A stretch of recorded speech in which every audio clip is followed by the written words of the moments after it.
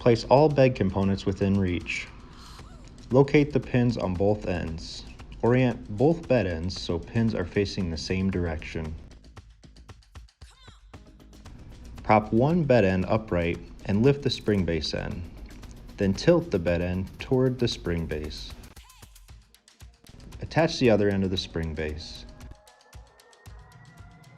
To secure, tighten all Z-lock knobs.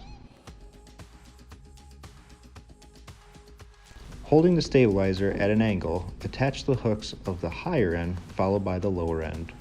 To secure, tighten all Z-lock knobs.